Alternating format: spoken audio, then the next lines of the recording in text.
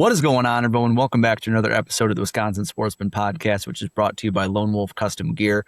I'm your host, Pierce Nellis, and this is your home for all things hunting, fishing, and conservation in the Badger State. Folks, I hope you're all doing well. I hope that the dwindling days of turkey season are treating you well as this comes out. We are on the final day of season E, and we've only got one more week to go.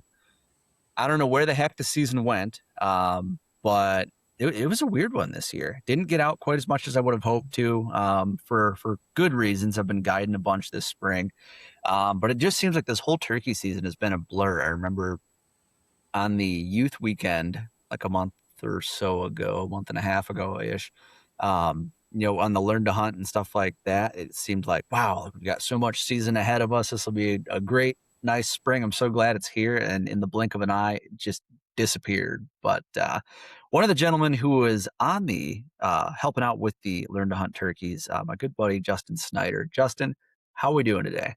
Doing great. Little sleep deprived yet too myself with turkey season, but other than that, we're doing good. Yeah, absolutely, dude. It has been, like I said, it's been a blur of a spring. But dude, you have piled up what seems like a pile of birds this spring. You've had a heck of a spring. How many tags have you punched so far this year? It has been a good spring. So I've put 4 in the freezer so far and had Nice. my first successful mentoring hunt too. So if you count that Hell one, yeah. it'd be Yeah, 5. you guys. Yeah, dude. So on the note of that mentored hunt, that was a bird who saw some of the most serious effects of what turkey ammunition can accomplish, particularly at close ranges. There was some serious damage, and I'd never seen anything quite like it. However, for whatever reason, this spring I have seen more turkeys with like their heads fully split open like that than any year prior. So I don't know if something's going on in the turkey ammunition world right now, or people are just shooting birds close or just getting the right pattern going in their gun. I don't know what the deal is, but I would be terrified to be a turkey in the woods at this in this modern age of turkey hunting. But dude, before we dive into this episode here a little bit, can you tell us a little bit about who you are, what you do, where you're from, all that good stuff? And yeah, just tell us about yourself. So yeah, I'm Justin Snyder. I'm kind of your man. Do I hit the stereotype of Wisconsin? I'm a cheesemaker. Hell Previously, I yes. had brewed beer as well at a local brew pub. So I've been making cheese for Carr Valley Cheese for close to 15 years now. So I've been a licensed cheesemaker for, I think, 13 years. And I'm currently in the 3-year process of becoming a master cheesemaker, which is Hell quite yeah. a nerve-wracking deal in itself. But hopefully I'll be a master cheesemaker here in the next year or so. Other That's than that, awesome. I'm What does that pretty entail? new to hunting. This is probably my 5th year of hunting. So yeah. 5th year of hunting ever? Yeah, pretty much. I Like, kind of grew up around it, no but kidding. I was one of those COVID guys, as much as people don't want to hear that. I took hunter safety in 2020 and kind of dove into it head over heels since then. So yeah, Yeah. Dude, that's awesome. I didn't realize that. I thought you'd been hunting for much longer. Dude, that's nope. super cool. You are actually the first COVID hunter, I guess, that I've talked to. Well, sort of. I myself am like a partial, like in the turkey world, I'm a COVID generation hunter as well there. But dude, did you start with turkeys, or where did your hunting journey begin Yeah, back mostly then? turkeys and pheasants. Okay. We do a meeting at the Aldo Leopold Center every year for work, oddly, which was Mhm. awesome. And it happened to be during the fall, and I had some time to kill, and I drove down the road there. There's a bunch of public land there. And there was an old guy and his dog in the parking lot, and I stopped to talk to him, and he's like, well, why don't you come out and just see what it's about? So I literally went out in the field with him and his dog, and 5 minutes later, he shot a pheasant, and I was like, well, that was fun. I'm going to do that. So the next fall, I ended up jumping into that. But Yeah, it was spring, and the next year I got into turkey hunting and then did pheasants after that. So yeah, I've been Sure. hooked on turkeys bad ever since the start. Dude, same. It's an addiction that I didn't expect to hit as hard as it does, you know, like, you get that first bird that comes in and he's gobbling and, like, just the excitement that builds off of I mean, that first little crack of, daylight and everything and that first gobble, even if it's whether it's right above you or it's down the valley and it's like, "Okay, this whole thing's about to get real loud here for at least hopefully real loud, for the next, half hour or so while things start to kick off for the day. Like, dude, there's no like, do you deer hunt as well or just stick to the I birds? do, yep. I've only That's shot right. Duh, 2 you rent a deer ever. Casdovier.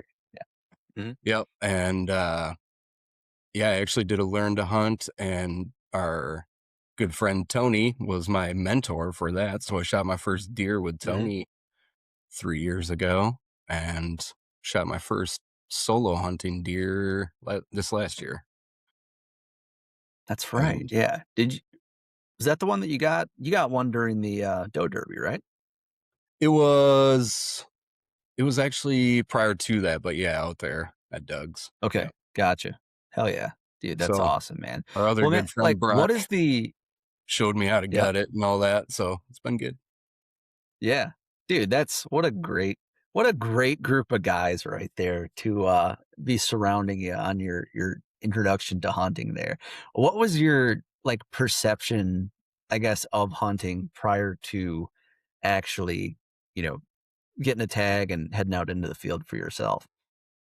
Yeah, so I grew up around it as a young kid, and we Mhm. we all got together as a family at my grandparents' house and did the deer hunting thing, and I was young yet, so I was just doing, like, drives with them. I would just walk in the woods normally or sleeping in the woods typically at that age, making a little snow fort Mhm. and sleeping, but, um, to be honest, like, I always had this, like, jaded view of, like, it was this macho man thing, and I don't know, it just was something I didn't get into, and come, like, 2020, I started watching, like, Meat Eater, um, one of my, like, musical idols, Dave Simonette was getting into hunting and hearing him speak on, like, the conservation side, and that was really intriguing to me, and, like, Meat Eater and how they were using the product and, like, showing how to cook with it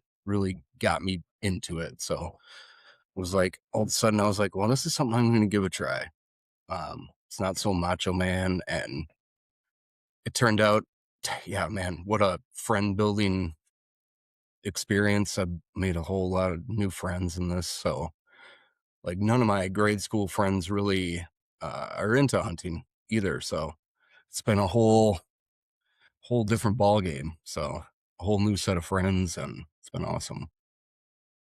Yeah, definitely. Well, super cool too. I mean, just it reminds you how fortunate we are that Wisconsin is like the state that it is, and then it has the concept like the Leopold roots here in the state, and especially folks like Doug and Brock and Tony, who all are in that driftless region, not too far from you and everything. So like to see the meat eater thing and then like bring like, oh shoot, that's like right down the road. That's not far off at all. And here's these guys who are kicking ass and just doing all this awesome work and putting great information out there on the conservation front to kind of further that, that same sort of message like you were talking about, like that you saw with Meat Eater, like taking it from field to table, or like Dave Simonette talking about the conservation side of things. I mean, that I think has definitely grabbed a lot more people in a really positive way who may have been like you, who had previous misconceptions about hunters or who they were. And like, obviously, everyone's the stereotypes got some truth to it, regardless. But, you Yep. find the people that resonate with you and those close friends and everything who you're just aligned with. And I mean, it can be, it's life changing, really. It's totally life changing. And now you're out here punching 4 tags and, being an absolute menace to turkeys in the woods and whatnot. And, you plan your whole spring around it. It's super cool, man. That's fantastic. Yeah, like So, along those lines like, too, like I was super fortunate. Doug and Brock put together this year-long, like, what'd they call it? Like becoming a conservation cooperator program. So out at his okay. farm, they did a whole year of like learn to hunts, learn to forage, learn to fly cast, and then we did like work days out there as well. So it was part of the sharing land thing, and also a bunch of learn to hunts over a whole year. So that was awesome. It was such a good experience and such a friend building experience, and then getting to do the hunting out there as well was amazing. Yeah, definitely, dude. Well, it's cool too, because like, I mean, you've gone from being the mentee to the mentor, in a very short period of time. Like you're taking people out for successful turkey hunts and stuff during the learn to hunt. And I mean, shoot, you and I even met through the learn to trout fish. That was like what, 3 years ago, 2 years ago now, something like that. And I mean, I learned a bunch from you guys as well. It's just it's super cool what a tight knit kind of cooperative it's become, and just how, I don't know, seeing everything come full circle from the mentee to the mentor side of things. And yeah, I mean, you're obviously just a testament to like how quickly the evolution in one's life can occur to, just all of a sudden like poop, snap your fingers and you're a hunter, you're or you're a mentor, you're a conservation, cooperative or whatever it may be. It's really, really freaking cool, dude. Before we dive too far into turkeys and stuff here, though, you mentioned you are getting super close to the Master Cheesemaker title. I don't know if I ever told you this, but so my dad, when I was growing up, my grandpa started it, but they manufactured cheese making equipment. So all your separators and your, brine tanks and like everything from like, just small mom and pop, cheese operations to doing extruders and stuff like that for really big companies and stuff like that wherever, and selling their stuff all over the world. So I can definitely relate to you on the the cheese, at least like in the cheese realm sort of thing. And the you tell somebody that, like, I'd tell somebody that my dad did that, or I'm sure you get it all the time, like, oh, I'm a cheesemaker, and they go, oh, ha, ha, yeah, of course, Wisconsin, huh, that's right, yeah, it makes sense. But dude, what does the master cheesemaker certificate entail? Like what is the I guess the what's the word I'm looking for here? What are the parameters for it? Oh, all right. So you have to be a licensed cheesemaker. So Wisconsin's the only state where you have to have a license to make cheese, first off. So you have to have Take that. that, California. Yeah. Um, you have to have that for 10 years. And they want you making the same cheese for 10 years. And then you can enroll in this program. And then they will come do a very intensive like interview process with you. Two gentlemen from the UW Madison campus came, and they are like super intelligent, and I get crazy nervous around them because they know everything about cheese. But so they'll come interview you for a couple hours, and then that actually gets taken to a board, and they will vote to accept you or not, just based on an interview. Um, and then yeah, obviously I got voted in, and now we're 2 years into it. And so actually 2 days from now we'll do my third tasting. So I have to turn in my cheese, and a couple gentlemen will taste test it, and then it'll get sent to a lab for analytical testing. So there's a bunch of that. And then 2 weeks from now we will do like a 3 hour critical thinking plant walkthrough where they'll just pick my brain about problem solving and everything in between. But and then just in between there, you're taking classes down at UW. So it's a really cool opportunity to get some further education. And they basically just want you to be like a problem solver in your plant. Sure. So they just want to prepare you for any problems that may arise, and you be that person that can figure that out. So, and make a Hell safe, yeah. delicious cheese, obviously. So it's Hmm. quite extensive. And then if I pass this like critical thinking part, I will take a 40-hour exam. So I guess Oh my God. guys and gals will take off a week from work just to do this exam. So every once in a while I question what I got myself into, but hopefully, hopefully in the long run it'll be great. But Dude, that's wild. I had no idea that that was that intensive. I mean, the stuff like, the site visit, the like, interviews and stuff like that, the, plant walkthrough, all that stuff makes sense. And obviously like the making a good quality cheese is, gonna be a pretty crucial part to, becoming a master cheesemaker. I had no idea that the like 40-hour test was something that was involved. That is wild, yeah, but they left also, that I part mean, out. pretty damn cool. Yeah, right. That's pretty damn cool though that like Wisconsin holds themselves to such a high standard of cheese making that they're willing to put you guys through that. What is your like cheese variety of choice? Like what's your specialty? So typically at my factory, we're making like Fontina and Gouda style cheeses, but we're Okay. super artisanal, small batch.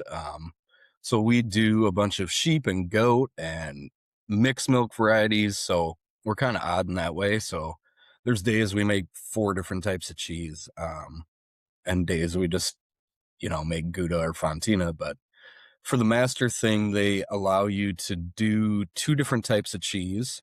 So I'm gonna do Fontina, and then I did we we call it melange, so it's a kind of Fontina Gouda style cheese with sheep, goat, and cow all mixed together. So I did one kind of Holy normal one and smokes. one something different than everybody else was doing, I guess. Yeah, So totally. What does like the blending of those milks do like in the cheese making process? Because I would imagine they all like separate a little bit differently and they all have different textures and behave a little differently. Like what does the yeah, blending process look like? Without divulging too much, but yeah, I definitely signed a confidentiality agreement in this job, but uh, no, there's a specific recipe for different blends, and they all are quite different. Like sheep milk is super high in fat, so it can be like a little sweeter, so it'll add that to the cheese. Goat's milk. Everybody has that idea of what goat's milk is, and either you're afraid of it or you love it. It seems like so. A little bit of that goes a long ways to add to that cheese, so it's kind of minimal on goat's milk, but yeah, they're all kind of adding their own flavor profile. Obviously cow's milk, everybody's had that, but yeah, the goat will add a little bit of that goaty flavor, and the sheep kind of adds a little sweetness to it. It's really nice. super cool. Yeah, Yeah, that's awesome, dude. it's a pain in the butt to make. It's a labor of love. Yep, absolutely, absolutely. I would imagine that's definitely some small batch type stuff of that, not Mhm. diving too far into it, but that's awesome, dude. Well, dude, back on the turkey front, I guess like what like we talked about, you had a successful learn to hunt turkey here. Like what talk walk me through the season here. Like what tags did you have and more importantly, which tags did you fill and how? Oh, so the mentored hunt was definitely my favorite hunt so far. It was my first time being successful with mentee. I got paired up with Jesse. He was from Arizona and living in Hmm. Madison now, but it was his first hunt ever. So he had done a little bit of shooting in his past, but that was his absolute first time out hunting. So, and that was like everything you could want from a turkey hunt. We did some shooting. So, Tony hosted that awesome program. He does a great job with it, but we did some shooting in the morning and got him comfortable behind the gun and went out later that afternoon and scouted a little bit. Didn't really come up with anything, and just kind of happened to pick a spot I've been to in the past. And we went and sat there for 45 minutes and listened to him gobble down the valley the whole time, nothing anywhere near us. So we moved down, tried to get close to him. I mean, he was still farther down the valley. So we moved down again and got up on another hillside, and he was still another hill over, but he was definitely responding to us once I hit the call. And I had so much doubt in that he was gonna do anything for us, but sure enough, he was gobbling hard back at us, and we were on one hill, and there was a pretty big valley in between us, and he kept answering, and he came down off of his hill, across a creek, across a road, and up our hill, and about halfway through, he went dead silent. So I told Jesse, I was like, I'm pretty sure he's coming. He's been gobbling his head off the whole time, and then just went silent. And a couple minutes later, he's 30 yards directly behind us and gobbles his head off. And just one of those that just like shakes you, like scares the living Yep. out of you. And he ends up doing a full circle around us, comes all the way behind us, and he's 10 yards behind me. I'm behind Jesse behind the tree. So I'm crouched over and he's just walking right behind me. And I told Jesse, he's right here, don't move, which plays into the story. But he gets all the way around us and then just starts drumming like crazy in the thickest little patch of woods next to us. So my heart's just a racing. And then that guy ends up walking 15 yards in front of us, directly in front of us. And I'm just telling Jesse, shoot him. I just kept whispering, shoot him. And he waited until he got almost out of range and got around a tree. And I was like, oh, he's done. But he pops out on the other side and Jesse pops him. And he gets up and does a little hop and off he goes. And I tell Jesse, throw down the gun, and I just do the old sprint after him, try to catch him, and he's nowhere to be found. So he ended up hitting him pretty good. I think he had broke a wing or something, but yeah, he went off the hillside and back down across the road and back down to the creek. And I didn't think there was a chance we ended up getting him, but we did end up finding him down at the creek and put an end to him there. And Jesse wanted to do it himself. I offered to get the turkey for him, but it was something he really wanted to do, and he finished it off there, and I applaud him for that. And he was shook up, and I haven't been that fired up about a hunt in a long time either myself. So I was so excited for him. So yeah, what a wild ride that was. So that was my favorite hunt of the year. But and he pointed out something cool. He's What like, were the man, I'm gonna check my conversations like? Say that again. Sorry, I Well, overspoke. he brought up something after Go that. ahead. He's like, man, I'm going to check my watch for my heart rate monitor. And we both look at our heart rate monitors, and mine's like 155 beats per minute or something. Just, oh, I was just excited for him, man. It was so good.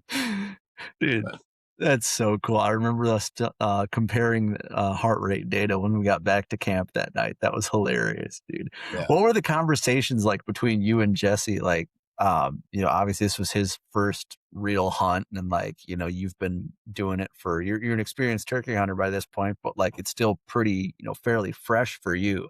Like, what were some of the conversations like between you guys as you guys were setting out like on his first hunt? Oh, I showed him what not to do while trying to teach him what to do. First thing I was like, I was trying to teach him, have a spot to set up before you start calling. Just have a tree or something that you can get to. And the first spot we go to, we walk up there and I hit the call, and there's two turkeys like 30 yards away from us, and we're just standing in the open. So we learned right then and there, like, don't do that.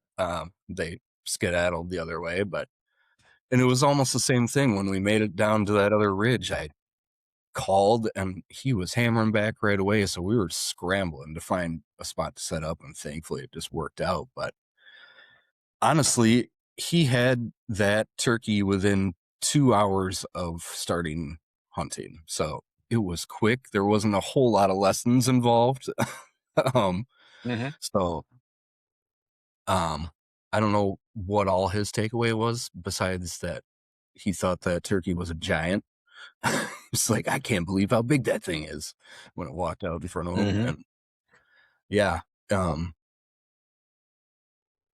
Other than that, I mean, he did get to do a little bit of calling, and other than that, it was just too quick. I said, don't Yeah, expect right. that. That's not gonna happen probably for a while for you, but um, I'm glad it worked out for him. Yeah, definitely. Well, I remember too, like when we got back to camp, you guys were butchering that bird and everything. We were all kind of standing around it, talking about it, looking at what was in the crop and all that. Um, like we finished butchering him, and the conversation of like, I think he like Jesse said, like, well, what do we do with him? Like, what now? There's still like it looks like a whole bird left here. Like, yeah, we took the breasts and the legs and all that sort of stuff and the beard and the fan, but like there's still a lot here. Like, what else do we do with it? And we're like, well, we just kind of at this point we just have to toss it. Like, we got all the meat and everything, and we're just the almost like the guilt of like, well, there's so many feathers on it still. Like, I feel like I should save more, but like, what am I going to do with all these feathers? Like, I'm not going to do a full body mount, but at the same time, like, how many feathers do you really need? And like, Right. just the addressing of like that little internal conflict of like, well, hopefully this isn't gonna be my last turkey ever. Uh, but at the same time, like, yeah, making sure you get everything off of that. And I mean, I think it was a cool question to ask because it was very relatable. And I think most people, you know, who do turkey hunt or deer hunt or whatever it may be, like you are of the mind of like, let's use everything that we can, but with birds, man, there's so many dang feathers. It's like we got to draw the line somewhere, and it just never feels like it's far away enough. At least with turkeys. But I dude, think that's super cool, man. that was like one of the biggest barriers for me getting into hunting. Honestly, was like, if I do shoot something, what now? Like, I have Hmm. no idea what I'm gonna do once I have something on the ground. So I remember that being like incredibly intimidating to me.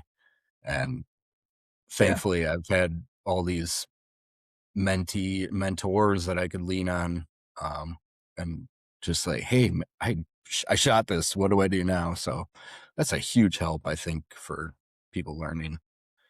So, and Jesse, Yeah. the guy that got that turkey, was more than willing to just hop in there with a knife, and he did it all himself. We just kind of showed him what to do, but he was excited to Hmm. butcher it and be able to use it and have food. He was super excited about it. Yeah. Definitely, dude. It's so cool, and like that is. Yeah, I think you're definitely not alone in that sort of mindset of okay, I'd like to get into hunting, but you realize until you start harvesting your own meat from what you're hunting, and whether you butcher it yourself or you take it to a processor or you really start to dive into kind of like the culinary side of things and like view it as this is a source of protein for myself or my family or whoever for the rest of the year, and you start to look so much further beyond just the shot and the grip and grin and all that sort of stuff. And so often that gets overlooked because if you're growing up with somebody who doesn't really cook with venison or cook with wild turkey or fish or whatever it may be, it's one of those things that just seems like, okay, like I punch this tag, now what? Okay, do I pay $150 to take this deer to the processor? Do I like cook a weird, kind of dried out leathery steak out of this thing? Like what's your incentives are so much further or so much less than what they can be when you've got that full capability and that sort of mindset of like, okay, I harvested this bird, I shot this deer, I caught this fish, whatever. Boom, I cleaned the thing right out. I'm keeping it cold. I mean, you've got like your head's like already in the kitchen almost like as after the shots been taken. And it's, I don't know, man. That's the most fulfilling part for me at least is being able to take it from field to kitchen to table and bring the whole thing full circle. Like I don't know. Every year goes on, I get less and less and less excited by the size of the antlers or the length of the beard or the spurs or whatever. Although my neighbor yesterday shot a bird, and after we were done for the day, he sends me a picture of it. The thing had an 11.5-inch beard and 1.5-inch spurs, and I was just like, "You bastard, God!" Like, happy for him, but I did have a little bit of beard envy there for sure after I shot a nice little 3-inch bearded Jake the other day. So, Heck yeah. but no, man, that's super cool. And yeah, like being able to just, I don't know, it was really cool seeing Jesse's, just almost like immediate, like, it's like you could tell something clicked for him. He was just like, I wanted to know how to do this. Now I know how to do this. Like, awesome. Now the Hmm. only thing behind it, like the only thing left to do at this point is just become a better turkey hunter and like continue to learn. And as soon as you put, that much capability and freedom in someone's hands, I mean, shoot, you're a you're a case study right there. It's kind of just off to the races. Yeah, hopefully we have another But addict. We'll see. yeah, definitely. Well, dude, as the spring went on there, like, did you have, outside of the learn to hunt, was there a favorite bird that you got, or one that just like really got you jacked up that stuck out to this year? Hey guys, I just wanted to take a quick sec to tell you about Lone Wolf Custom Gear. Lone Wolf Custom Gear is as good as it gets when it comes to mobile hunting equipment. Whether you're a saddle or stand guy, public land or private, Lone Wolf Custom Gear has a set of sticks, a stand, a camera arm, and any number of accessories to get you closer to your target buck. To make it even better, everything is 100% USA sourced and made right here in the Midwest, and it's even assembled right across the river in Iowa by hunters who love chasing deer just as much as you do. To build your kit today, go visit lonewolfcustomgear.com. Now, let's get back to the episode. And that one, so that Learn to Hunt one was the only one that has responded from a distance. So like every other bird I've had on my own has like, I've needed to get like in its bubble. Like I've had to get within 50 yards for it to even respond to me. So all of them have been quick and personal. Like I said, so many birds this spring for whatever reason, like I would call and they'd just wander off and they'd respond 20, 50 yards further away from me instead of coming to me. So whatever it's been in my neck of the woods, I don't know, where they just wanted me to get in tight with them. And I don't know if I have a favorite. They're all just so much fun in their own way. But one morning I have a friend that has a little piece of property in front of his house, and it's just separated by a very steep ridge. And I went on the backside of that, and all morning I kept having this group of 3 jakes come in. They'd walk right up to me, and I'd let them walk away, and they'd go back to the field, and they'd come back every like 20 minutes. And that's all I would get. No toms, no gobbles anywhere else. And I'm walking out of there to head to work. And I get on the opposite side of that little ridge, maybe 50 yards away from where I was, and just hit my call before I get back to my car. And here's Tom, like 40 yards away from me.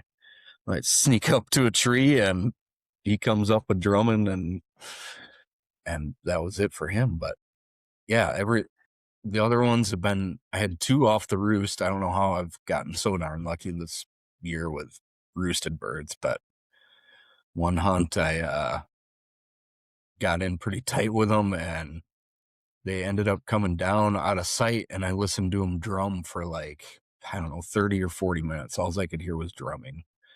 Had a coyote come in within 10 yards of me, checking me out. I was like, okay, well, these guys are done for, but they stood their ground there. I could still hear them drumming, and they ended up coming up. Both of them, 2 toms came in, and I ended up taking one of those. And then my last hunt, I ended up a little too close for comfort. Probably 50 yards, if that, from 2 or 3 hens and a tom in the roost. And as soon as it got light out, I could see a hen like right at eye level straight out from me. So I sat there just frozen for an hour straight, just not moving a muscle.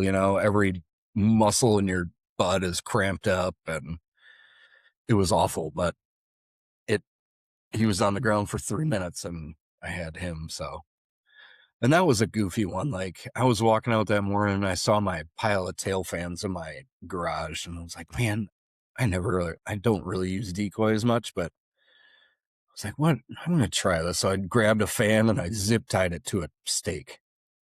And then I walked into those woods and I put it right where two trails meet, and just all it was a fan sticking. And it seemed to be enough to at least pique his curiosity. He got up to it and was like, this doesn't seem quite right, but it was enough for him to kind of circle it and get him away from those hens. So it worked. But Yeah. Dude, that's awesome, man. I feel like I've had the exact opposite, where like all the birds that I've been able to strike up have been like 300 yards away across a valley, like or way down the ridge or down the valley or wherever it may be. There's some massive, like very much similar to like you and Jesse's hunt, where it's like that bird is way over there and I got to try and get closer and get closer and get closer. And he's gobbling every time. He wants a piece, but he's just not willing to actually break my direction.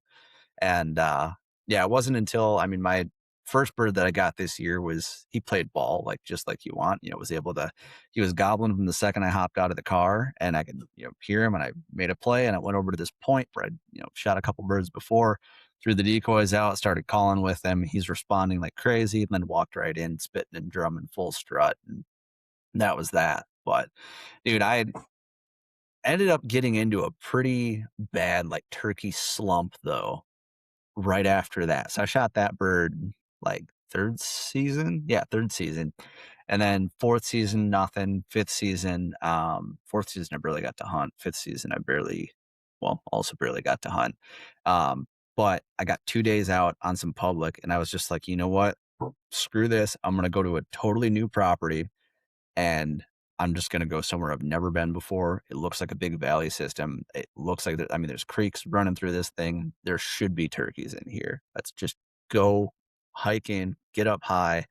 And like my first morning in was an absolute fiasco. Like there was like a farm road that used to go up this thing in the dark. I missed it. So I'm like cussing and bushwhacking through the thickest, honeysuckle, buckthorn, multiflora rose thickets imaginable. As I'm hearing, birds gobbling across the valley from me, I'm like, I know I'm going to get up to the top here, and hopefully there'll be another bird gobbling over here, but I really hope that they're not just all across the valley and gobbling over that way. But like, it's slowly getting light out. I'm like not up there where I want to be. I'm bushwhacking through all this crap 50 yards off of a nice, clearly mowed trail. And so I just feel like an idiot as I walk back down and take that trail. But got up there, all the birds are on the wrong side. There were a couple that were on private further down. And so I like tried to call to them, saw some hens up in a field, but nothing. Like heard this other one that was fired up, dropped over there, nothing. Finally, I dropped down into this valley, go up to this kind of middle like finger of a ridge that drops down at the very head of the valley where this one bird had been gobbling, and ended up bumping him, I think, or bumping the hens, but I heard like wing beats flying across from this little middle point down to the other side of the valley, or over to the other side of the valley. So I was like, well, I couldn't really tell. Did they fly my way? Did they fly the other way? So I set up. I'm just second guessing, and I can hear a hen sort of like, just clucking real soft, like pretty content, scratching around. I'm like, that Tom should be in here. Like I know he didn't go far. I know I didn't hear him gobble super far away. And so I wait him out, and then nothing. Then I get down and I go up and I bump those hens off of there. And then I try striking up another Tom. I can't get him going.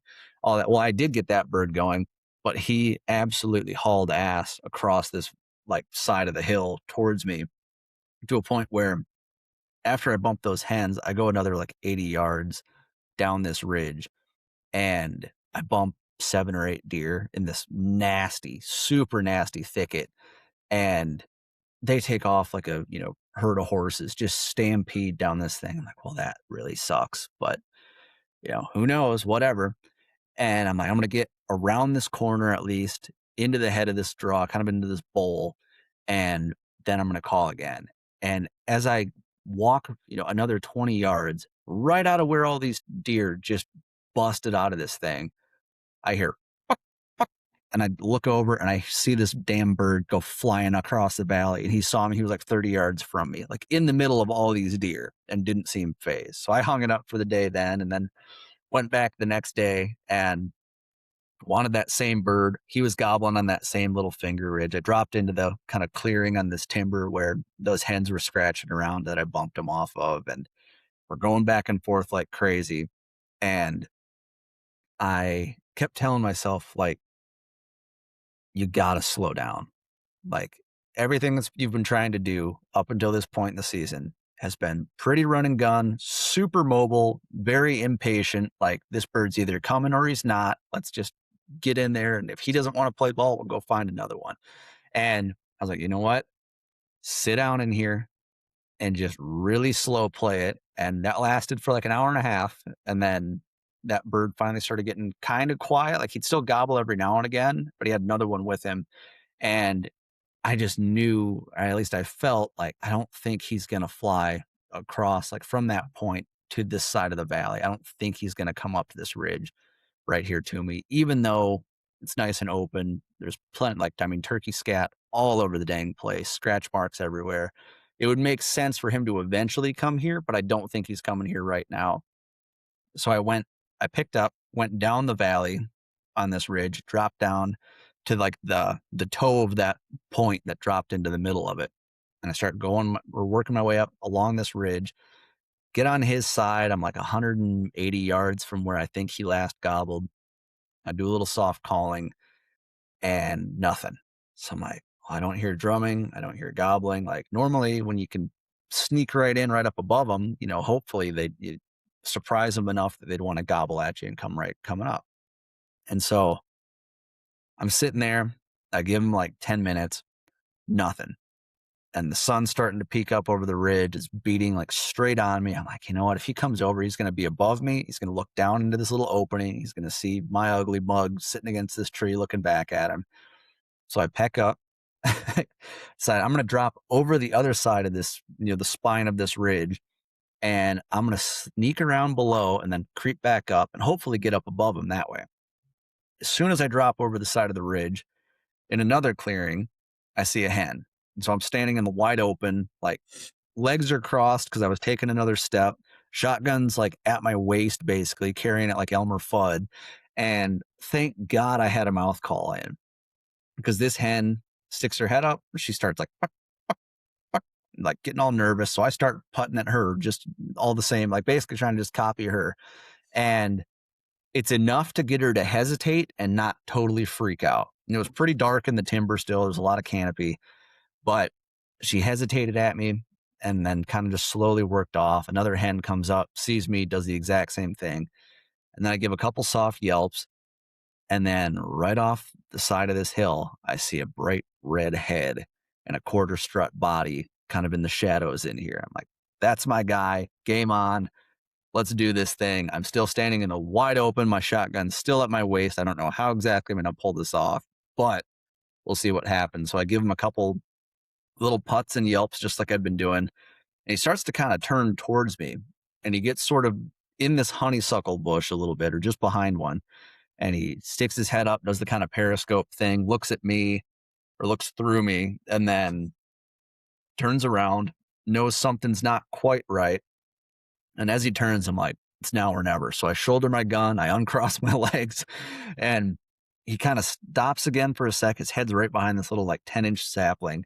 And he stops, knows something just happened, but he can't put his finger on it. And took another step, putted once, and then I blasted him and got up to him, only to find out that he was a very small Jake. So that was a little bit of a letdown, although I'm not disappointed that I got him, still a legal bird and all that, but I was a little bit, he wasn't the hammering gobbler that I thought he was going to be.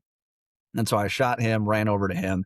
Turns out there was like another dozen or so birds that were in this flock, all just kind of milling around on this top of this ridge.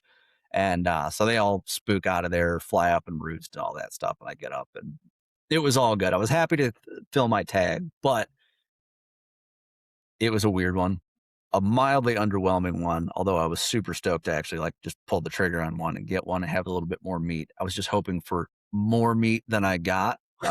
But that's neither here nor there. We'll be just fine. But one of those things that, like, I don't know. I'm glad that it was the first turkey I ever shot I can check the box of shooting a turkey while standing up. That one's done for the books and everything. And I stole his longest tail feather and stuck it in my collection. And I'm gonna slap his little stubby beard on one of my decoys or something, I think, and glue that in place so it has a little authenticity. But dude, it was that's all to say in a very long-winded way.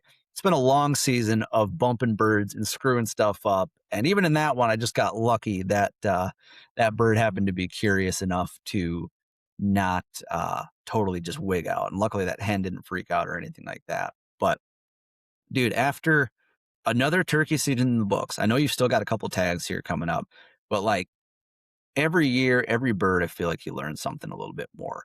Were there any birds that, like, well, I guess coming like nearing the end of this season, what would you say like your biggest takeaway is from this year? Um, like I said, with I don't know if it's my calling itself or just how they're feeling, but it's like the more subtle I have been with my calling, the better off I have been. So I have taken like a real slow, quiet approach. Like even just the scratching in the leaves as I'm walking, just really slow walking, trying to sound like a turkey, a little scratching in the woods, and just very subtle with my mouth call. It seems like every time I try to like strike one up loud, it just has the opposite effect. So I don't know what it is, if it's my calling or if Mhm. it's if it's their mood. I don't know, but the more subtle I've been, the better off I've been so far. So um, I've got one Dude, nemesis bird still out there. that's a hot tip. Uh, yeah. I got a nemesis bird. He challenged me yesterday. So I took my son Arlo out for his first hunt this year on opening morning. We sat in a blind for 6 hours. Pretty proud of him for that, but might have been too long looking back on it, but we'll see. But Mhm. that morning we had this gobbler just hammering off on a ridge, and he came down to a certain spot about 100 yards from us and stopped there and turned around and went back up to the woods. I had that same, I assume the same one do it to me yesterday. It was a rainy morning. I was like, I don't typically decoy, but I went and sat in a field and put a decoy out, and that sucker came off the ridge and walked to that same exact spot in the middle of the field, 150 yards away from me. Didn't have a care in the world to come see my decoys or anything to do. He got to that point and I hit my call and he just beelined it the opposite way. So nemesis bird still on the docket for the rest of the season. What I'm going to do to get him, I don't know yet, but takeaway is Oh soft calling. man. I like that, dude. That's a great tip because yeah, the soft calling, it's definitely a weak point of mine, along with patience this year, has been I'm gonna get that bird fired up and I'm gonna get him to, respond or at least because I think a lot of times I go in and I'm like, 'cause I very seldom hunt the same properties more than once. Or at least, burn a whole season on one piece or in one area, right? So a lot of times I'll go in and I almost hunt like it's disposable. Like I hunt it like I'm not coming back, and I'll get in there and I'll call loud and I try and strike those birds up. Much to my detriment, I'll add to that. It's not a great strategy by any means, although it can sometimes work. But I have found much more success, very similar to like what you said, soft calling. As soon as I've noticed hens the past couple weeks when I find just one hen and they just do that little tiny, that super soft, like tuk, tuk, tuk, tuk, like they're just like clucking, just like for no reason whatsoever. They're just there and they're doing these little clucks. And I just got on my pot call yesterday even and was just doing that same little thing down in this bottom. And all of a sudden, a hen comes walking in. And so it's like, okay, cool, that works. And I definitely need to remind myself that like you said, less is often more in the turkey woods. And it's one thing if you've got hens that are going nuts and they're super chatty. Like, I mean, shoot, dude, when we were on the learn to hunt, that first afternoon, we were driving down the road. We saw a flock of birds. I think there was like, I don't know, 7 of them or something. 2 toms, a Jake or 2, and a hen, 2 hens. And we were going along and we got, we drove past them, saw them, turned around, realized that there was that many of them, and then drove back up the road, parked, ran up the ridge, got up above them, and then I called. And as soon as I started yelping, that hen just started coming right back at me. And then I'd go back at her. And I'm like, it worked well in that situation for the two of us to just, sit there and make each other angry, basically. Because then the toms were equally fired up and they're like, well, I want to see what the heck's going on up there. They came up, shot didn't work out. Birds were all, crisscrossing their heads back and forth. And we just never had a clean opportunity to let drive on one. But yeah, it's a good reminder. You got to take the temperature of the fish, or not the fish. No, take the temperature of the trout. Oh my God, no. Take the temperature of the turkey. Sorry, I'm sitting here I've got Been trout guiding brain, too dude, much. big time. And I was thinking of like, dude, I was gonna say it's like the analogy of like you can't force feed a trout like something big, gnarly streamer or some big spinner, something super aggressive if they're not in the mood to chase it. No, yeah, Yeah, little too much trout time, I think, this spring. I haven't ran into too many vocal hens this year for whatever reason. They've been super quiet. I don't Mm. know if I've had one yelping around me at all. Just like some super soft Hmm. clucks and stuff, but I haven't had that interaction with a hen yet. So it's like telling me like if you're going to be loud, you're going to be the one that stands out, and that standout does not seem Right, to be paying off right now. So right, yeah, they've all been real quiet yeah. around me and real subtle. Mm. Are you doing most of your Oh, hunting on public? a little of both. Public has been Okay. rough for me, man. I've had a lady and her dogs walk in on me. I've had a gal mushroom Oh hunting no. walk right in on me. So I took a break. I think the end of the season here will go back to public. So yeah. Nice. I like that strategy. Dude, what has been like, so obviously you wake up early, you're out there before first light and everything. Like you get one of the best parts of turkey season is you get to see a bunch of cool stuff. You get to encounter, really like springtime. It's not just for turkeys, but for the bird watchers, for the fishermen, for all sorts of different species and stuff like that. What has been your favorite? Like, what was the coolest non-turkey animal encounter, or even just like wildlife or nature encounter that you had this spring? Man, if I was deer hunting, I'd be really in business.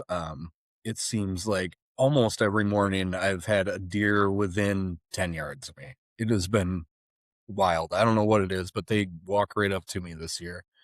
Um, Almost like uncomfortably close. But other than that, the coyote coming in within a few yards, just staring me in the face, always pretty exciting. And frustrating at the same time. But Yep.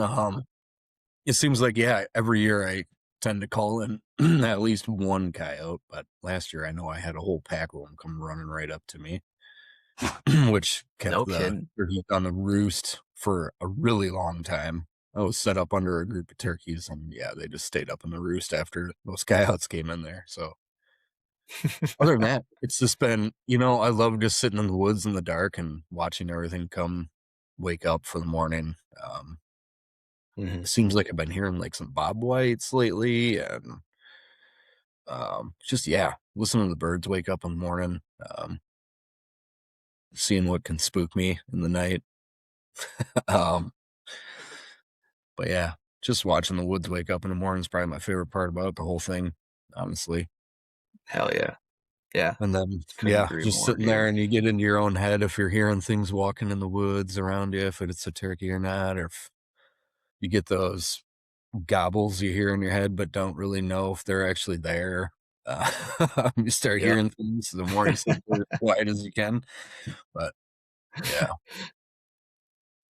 Dude, that's awesome, man. Yeah, I remember when we were standing around the fire that or that the first night of learn to hunt there, and Tony starts talking about the Wendigo in the woods. And we're like, damn it, I hadn't thought about anything supernatural in the woods for, years, if not longer.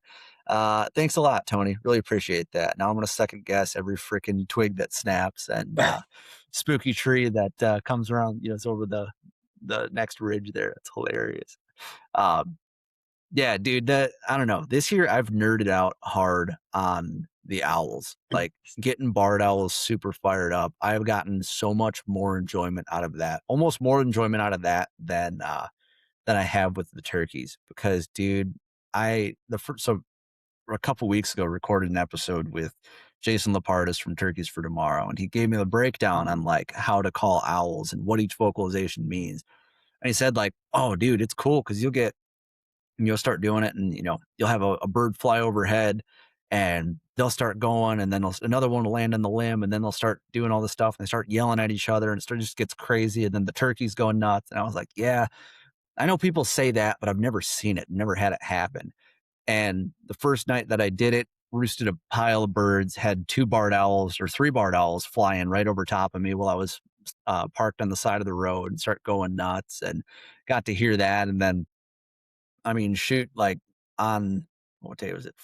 Thursday last week was just, it was like 9:30. I was like, whatever, I'll try and locate one. And so I do that, piss off a couple more barred owls. They start going nuts, yelling at each other. And then I go in the following morning, I, give a big couple hoots and do like the shriek thing or that scream and like piss off another couple barred owls. And like just I've really, really enjoyed seeing how many freaking owls there are in a given area and like how willing they are to be vocal. And just, I don't know. It's one of like owls to me, like have that mystique where you don't see them very often. And when you do, it's like, whoa, that was an owl. That's pretty cool. But dude, Mhm. now that I know how callable they are, again, I got to not get carried away with it and control myself so that I don't just get bored and start calling owls for fun. But we had a couple on Saturday night. We got out Sunday morning in the rain as well.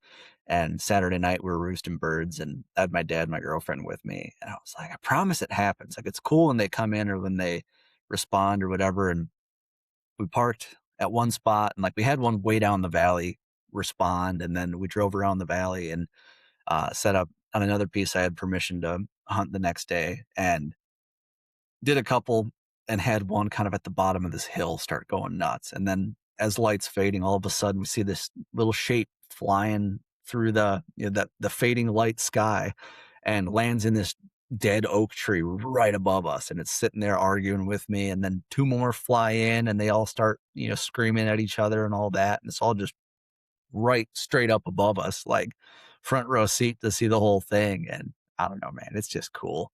Anytime it's like you can peel another layer of like the outdoors back, and it's like, oh, I didn't realize that you could do that, or that these animals did this. It's like I don't know, man, get to engage with animals more and more, and I don't know, just enriches the entire experience. It's freaking I cool.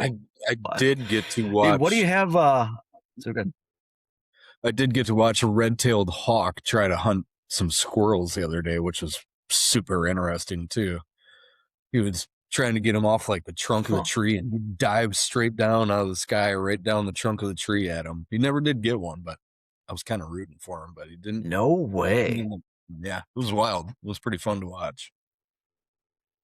Dude, that's sick. I never would have guessed that they'd actually like try and scrape them off the tree. Like we've Yeah, all seen them dive bomb a mouse out in a field or in pick a snake out of the ditch or something. But dude, that's wild that they're actually getting that tactical with it.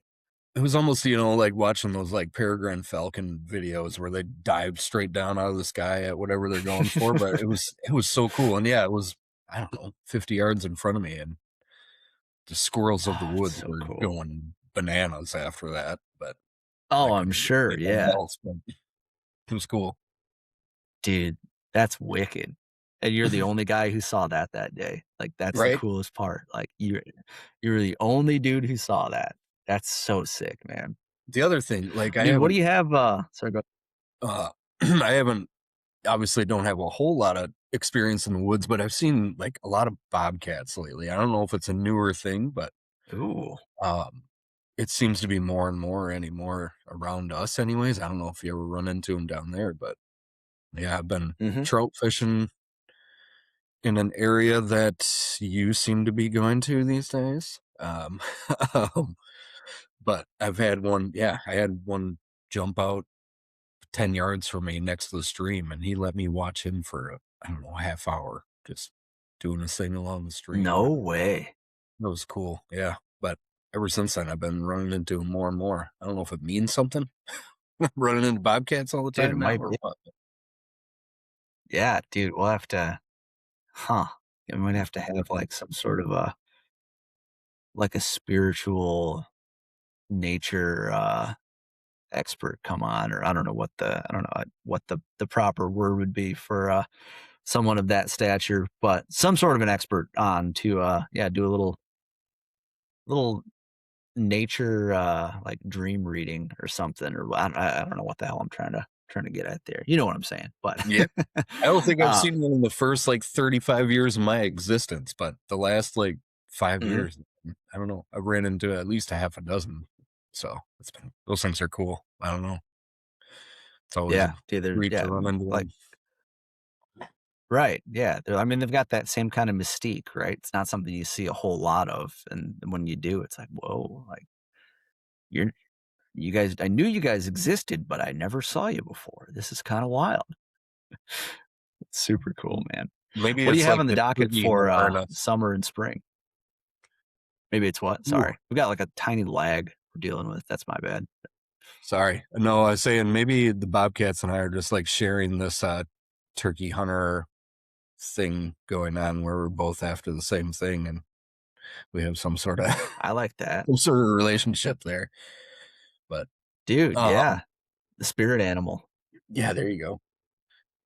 Spring and summer, I don't know. So I adopted a bird dog last year. So that's my newest That's adventure. right. So we're gonna try to get ready for my newest adventure has been trying to get some grouse. I tried a little bit last year, Okay. did a rough grouse society learn to hunt, which was awesome. If anybody's ever interested in that, they do a good job. So yeah, we run every day, go chase some animals around in the fields, and we'll get prepared for fall to go up north and try to chase some grouse and woodcock around. Um, Hell yeah. Hopefully do a little bit more trout fishing this year. After I adopted him and we hike every day, I really ate up my free time for fishing. So I need to get that Mhm. back into the lineup again. So Definitely, dude. That's awesome. And then obviously fall, you've got what another. You're gonna be chasing grouse, chasing hopefully some pheasants maybe too, and then hitting the deer woods as well. yeah, definitely. Fall has gotten to be a busy, busy time of the year with all that going on. Yeah. I think grouse is gonna be the number one goal though. I haven't gotten one of those yet. We flushed a few Nice. last year and boy, do I need to work on my shotgunning skills. Um, oof, I don't think I was anywhere near any of them, but yeah, we'll try to get that out of the way and hopefully keep my dog safe. Man, that guy got porcupined up there. He's been skunked twice in the last year. Numerous lacerations. It's been an adventure the last year with that guy, but yeah, Holy smokes. A little bit of drive there. That's a good thing. I can work with yep. that. But yeah, definitely getting out deer That's hunting as wild, well. dude. Hell yeah. Yeah, no, I've ever all my buddies who get bird dogs, it seems like they're like they get the dog, and rightfully so. They're like, I'd like to deer hunt, but I can't justify going to sit in the woods while the dog's got to sit at home. And, this is the time of year to get the dog out and do all that. And yeah, it's definitely a balance, but that's a good problem to have for sure that you have to figure out how to balance all that stuff. That's killer. Yeah, It's awesome. a Well, dog has sweet, been dude. good Well, man, medicine we've been for going us. for, yeah, good. Yeah. That's awesome, dude. That's really awesome. Well, dude, we've been going for over an hour here. I know I'm cutting in your Monday afternoon here a little bit, so I want to make sure you can get back to work. But, dude, I appreciate the hell out of your time, making time to come on the show and share some turkey stories here, some deer talk, I mean, hunt journey, some spirit animal. We covered a lot of different bases here, dude. This was a great conversation, man. I really appreciate you taking time to come on, and I wish you luck with the next couple of tags you got here as we round out the season, and hopefully we see bird number 5 hit the ground here for you before it's all said and done. Yeah, thanks for having me. And I think, yeah, the rest of the year is just going to be like trying to find a bird where I want to find a bird, and the pressure's off, and go find a spot where I've been wanting to shoot a turkey versus feeling like I have to go get one. So find a Mm-hmm. real nice, pretty spot to get That one. There you go. Yeah, dude, that's a great headspace to be in when you can do it. Sort of.